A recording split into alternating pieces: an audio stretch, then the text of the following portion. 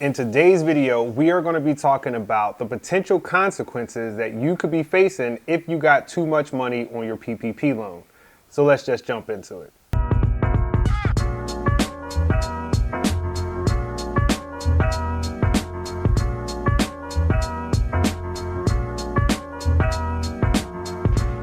What's going on, everybody? Welcome back to the channel. If you're new here, my name is Jonathan Moore. I'm a photographer, filmmaker, and a creative entrepreneur. And I like to make videos like these for other photographers, filmmakers, and creative entrepreneurs who are trying to build a life on their terms and get it how they live. So if that sounds like something that you're into, feel free to check out some of the other videos on my channel and even consider subscribing. So now, being that we are in the season of forgiveness, and that is PPP loan forgiveness, some people might have already applied. Maybe you haven't applied yet. Maybe you're waiting to see if they are going to come out with an automatic forgiveness. Whatever the case may be, we are in the season of where it is now time to apply for forgiveness on your PPP loan. So in this video, I'll be discussing what potential consequences you might be facing if you ended up getting too much funds for your PPP loan. So basically, I'm going to save you the headache right now from what the SBA has come out with on additional guidelines. Basically, you're okay. If you got too much funds for your PPP loans, it's okay. You're just going to have to pay those loans back. Now, this is good news in the sense that if you were worried because you got too much funds, or maybe you got your calculations wrong, or maybe even the bank got the calculations wrong, you don't have to worry about any kind of, harsh consequences coming down. The SBA has clarified that you will just be paying those back. Keep in mind that when the PPP program rolled out, it was like steamrolled. It was like fire hose money. People weren't really sure. The lenders weren't really sure. And, sometimes with all that confusion, a couple of calculations might have got messed up. In between all that, they were just trying to get out money as quick as possible. So now, if you're wondering what your total loan amount is, that will be determined off of your line 31 on your Schedule C. Now, this particular video is directed towards the self-employed. So that's the freelancers, the gig economy workers out there, the sole proprietors, or the single member LLCs, typically people who don't have employees. Your forgiveness amount is basically, like I said, it's going to be based off of your line 31. I did another video on that where I'll link that in the description below.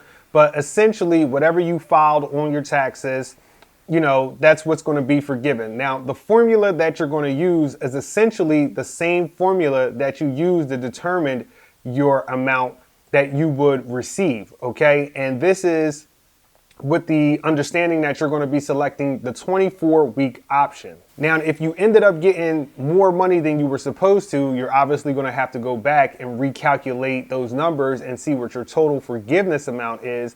But that's how you're going to determine it. So if you did it right the first time using your line 31, using the 2.5 by 12, calculation that they had right there, that's essentially what you're going to have forgiven. Also, a quick side note with that being said, I believe that everybody should be electing the 24-week option because this is the way that you're going to achieve the maximum amount of forgiveness. Also, keep in mind that if you did receive the EIDG, which is the EIDL Loan Grant portion, that the grant portion, whatever that amount is, will be deducted from the overall forgiveness. So if it was just you and you received a $1,000 grant, keep in mind that whatever your forgiveness amount is, you will have to subtract that $1,000 from it. And then, whatever that is left over is what you're going to pay back. Now, in terms of the repayment period, essentially it's going to be the same. If you got the funds, I believe it was before June 5th, you're going to have 2 years to pay that back at 1% interest.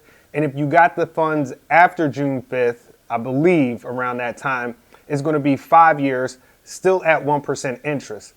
From what I've heard, you can go and talk to your bank and see if they'll allow you the 5-year option over the 2-year option. But that's something that you're going to have to discuss with your lender one-on-one. Now, when it comes to applying for forgiveness, you do have 10 months after the disbursement date. Some people are waiting right now for the second stimulus package to come out, or the newest stimulus package, which is the HEROES Act or something along those lines, where there was a discussion of automatic forgiveness. I myself personally do not think that they'll give an automatic forgiveness. They might, but they might not. So your best bet is just to fill out the EZ form. There's plenty of resources online that you can look up on how to fill that out. If you want me to do a video on that, I can do that. Just leave me a comment below and let me know. But essentially, you have those 10 months to file for that forgiveness.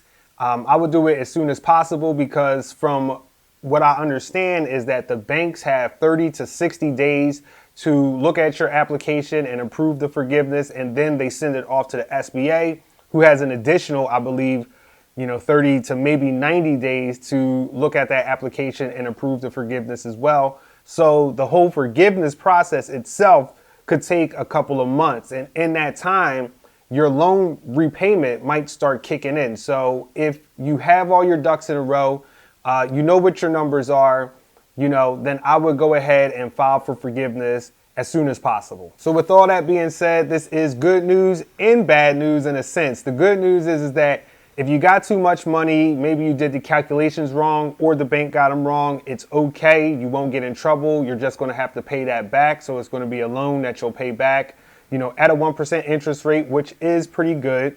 The bad news is that if you got too much money, depending on your repayment period and how much you have to pay back, that can turn into a nasty payment, especially if business has not picked back up. But if it has, then that's good because, you'll be able to make that payment. So it's good news in a sense.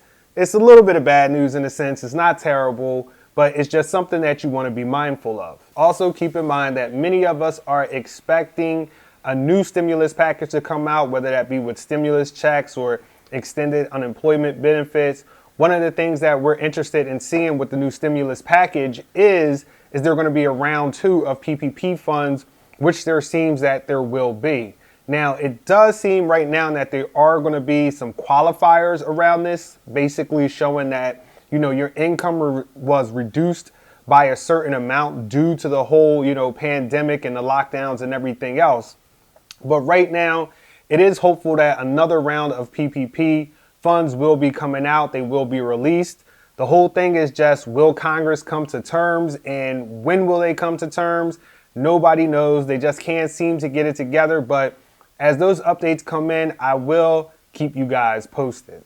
So that's it for me today, guys. Hopefully you found this video useful and helpful, and it was able to relieve a little bit of stress or anxiety that you might have been feeling around the PPP. And if you had got too much money, and if so, drop me a like, give me a comment, let me know what's going on with you guys right now. And until the next time, for all my people out there who are trying to get it how they live, this is your man, Jonathan Moore, and I'm signing out. Peace.